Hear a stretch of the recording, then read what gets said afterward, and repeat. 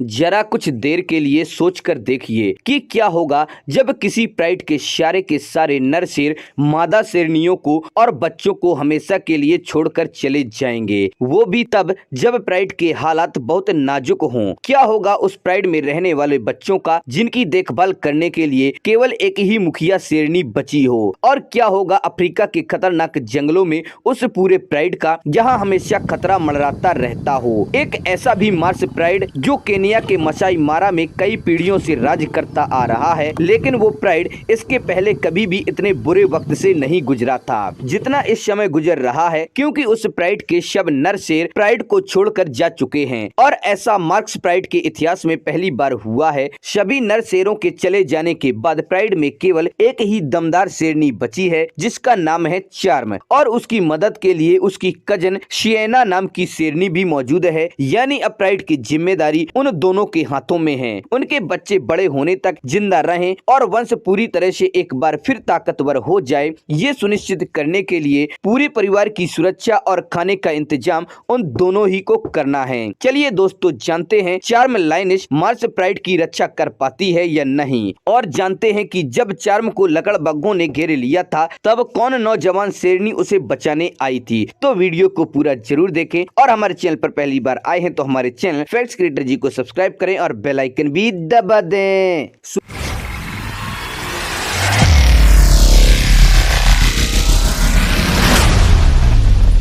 सुरक्षा देने वाले बड़े ताकतवर शेरों और बच्चों को पालने वाली मादाओं के साथ मार्स प्राइड का परिवार कई पीढ़ियों से केन्या के मसाई मारा में राज करता आ रहा है, लेकिन उस परिवार के इतिहास में ऐसा पहली बार हुआ है। उस परिवार को प्रोटेक्ट करने वाले सारे ताकतवर शेर हमेशा के लिए जा चुके हैं। इसमें केवल एक ही शेरनी है जिसे परिवार की रक्षा करनी है और परिवार के सभी सदस्य के लिए खाना भी जुटाना है, और उस शेरनी का नाम है चार्म। अगस्त के महीने में हाल ही में बारिश होने के बाद शिकार की कमी बिल्कुल भी नहीं रहती है। लायन के चारों तरफ वाइल्ड लाइफ की पूरी बारात मौजूद रहती है, जो कि हर साल दूसरी जगह से यहाँ आते हैं। 250 किलो के आसपास का ये जानवर 10 शेरों के पूरे परिवार का पेट आराम से भर सकता है, लेकिन एक माहिर शिकारी होने के बावजूद भी चार्म की कोशिशें ज्यादातर नाकाम हो जाती हैं। लेकिन इस बार की कोशिश नाकाम नहीं होती और वो एक 250 किलो के आसपास के विल्ड बीस्ट को पकड़ लेती है। विल्ड बीस्ट खुद की जान बचाने के लिए पूरी ताकत का इस्तेमाल करता है, और चार्म भी वाइल्ड बीस्ट को मारने के लिए अपनी पूरी ताकत लगाती है, और अंत में चार्म वाइल्ड बीस्ट का शिकार करने में कामयाब हो जाती है। प्राइड में मौजूद सारे छोटे बच्चे तब तक शिकार नहीं पकड़ पाएंगे जब तक वो 12 महीने से ऊपर के नहीं हो जाते। उन बच्चों के दिन पर दिन बढ़ते भूख का मतलब है अब चार्म और शिएना को 24 घंटे ही शिकार करना होगा। ज्यादातर मामलों में उन्हें लाइनिश को अकेले ही बारी बारी से शिकार करने जाना पड़ता है। इस बार शिएना रात में अकेले ही शिकार के लिए निकल जाती है। हालांकि उसे शिकार तो नहीं मिलता, लेकिन सुबह होने के बाद पता चलता है कि शिएना बहुत ही ज्यादा जख्मी हो जाती है, और वह जख्म इतना गहरा होता है कि वह चल भी नहीं सकती है, जिसके चलते उसे प्राइड से तब तक दूर रहना होगा जब तक वो चलने लायक नहीं हो जाती। हालांकि ज्यादातर मामलों में देखा गया है कि अकेले शेर को बफेलो, हाइनाज और दूसरे इलाके के शेरों से खतरा बना रहता है। सुबह से शाम हो जाती है, लेकिन शिएना का कोई अता पता नहीं रहता है। परिवार का हर एक सदस्य उसके आने का इंतजार करता रहता है, लेकिन वो आ नहीं पाती है। जब तक प्राइड में शिएना थी तब तक चार्म और शिएना दोनों मिलकर प्राइड के लिए खाने का इंतजाम करती थी, लेकिन शिएना के ना होने से उसे ही अकेले पूरे प्राइड के लिए खाने का इंतजाम करना होगा, और ये बिल्कुल भी आसान नहीं था।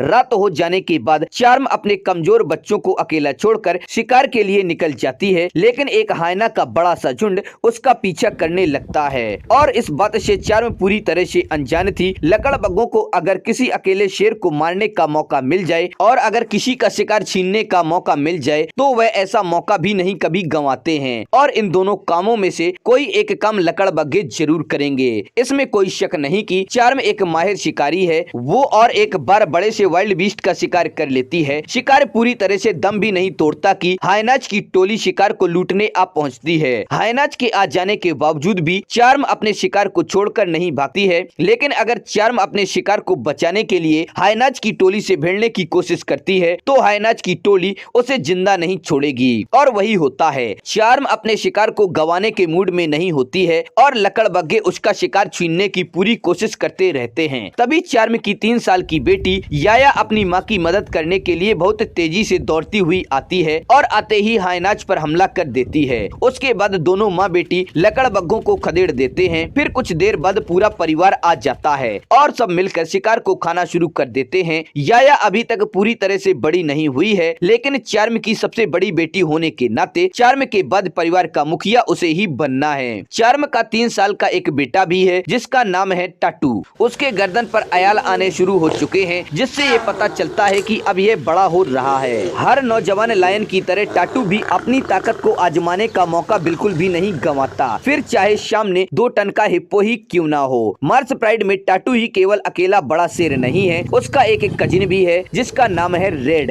पिछले कुछ महीनों में इन्होंने अपने लिए खाना ढूंढना शुरू कर दिया था, लेकिन ये दोनों साथ मिलकर भी एक बिगड़े हुए हिप्पो का कुछ नहीं बिगाड़ सकते हैं। लेकिन एक 2 टन के हिप्पो को निशाना बनाना या उस पर हमला करना या उस पर ताकत आजमाना भी बहुत बड़ी बात होती है। किसी भी प्राइड के नर शेर अपनी बहनों की तरह नहीं होते, वे बड़े होने पर हमेशा के लिए अपने परिवार को छोड़कर चले जाते हैं। ठीक वैसे ही इन दोनों के बढ़ते हुए रिश्ते को देखकर लगता था कि ये दोनों एक साथी की तरह अपने परिवार को छोड़कर चले जाएंगे और फिर वो किसी और परिवार के शेरों से लड़कर उनके परिवार को अपना बनाने की कोशिश करेंगे। लेकिन फिर भी उन्हें अपनी देखभाल करने के लिए अपनी माँ की जरूरत है। सिएना पर हमला हुए 4 दिन हो चुके हैं और वो अपने पैरों पर खड़ी हो चुकी है, लेकिन उसे तुरंत खाना खाने की भी जरूरत है, क्योंकि कई दिनों से भूखी होने की वजह से वो ये नहीं देख रही है कि उसका जख्म कितना गहरा है, बल्कि वो सीधे शिकार करने का प्लान बना रही है। जख्म गहरा होने के बावजूद भी वो एक बड़े से वाइल्ड बीस्ट को पकड़ लेती है, लेकिन उसमें इतनी ताकत नहीं थी कि वो उस वाइल्ड बीस्ट को मरते दम तक पकड़कर रख सके।